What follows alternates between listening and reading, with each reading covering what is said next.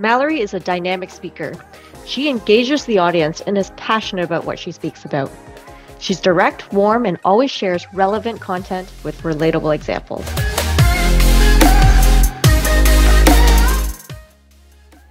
I don't think that's enough. I actually recently wrote a blog called A Valid Will versus an Effective Will. And a lot of times I'll be talking on this subject and people will say, but getting a will is important. And yes, 1,000%. Please, at the very least, go and do that. Because dying intestate, which means dying without having a last will and testament, is leaving a very heavy burden for your family if you have not created a last will and testament. So of course that is important. I'm in an estate mediation. There's 2 siblings on one side of the table and 2 siblings on our side, and they're just ripping each other apart over not that big of an estate, mind you. And I'm sitting there with my boss, the lawyer, and the mediator's doing his best to just get to the crux of it. Like, why are we battling over not a very large estate? It was maybe a $2 million estate 10 years ago, which is not very big. And one of our clients stands up, slams her hands down on the table, points at her sister across and says, "Mom gave you the Judy Jetson lunchbox." Everyone's in shock and I lose it with laughter.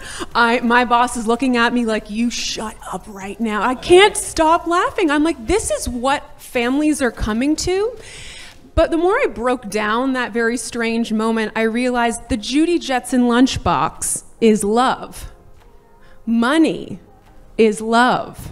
So when you give $200,000 to your second-born child because they didn't buy their house before this insane real estate market happened, then your firstborn child's gonna go, hi, why? Just because I got into this real estate market before it was hard, why don't I benefit from your hard-earned money, mom and dad? Why does my younger sister get it and not me? And that isn't necessarily maybe jealousy, but not that the child is selfish. It's really just the idea that we assume that our parents love us equally. They may not like us equally, but they love us equally. Therefore, they should love us with their money equally.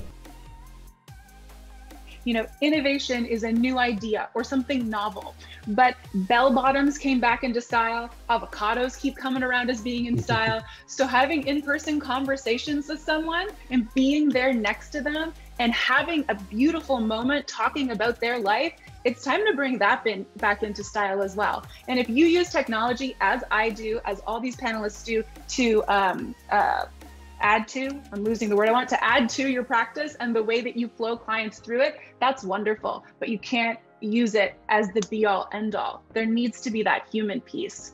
But in addition to the financial burdens that can come with aging in place, they also need to think about the social and the familial implications. So aging in place means that children, adult children, are probably going to be very involved in the organization or the actual execution of care for their parents. And so that can be a burden on the family from a social way, but also again, from a financial way, when one child is providing more care over the other.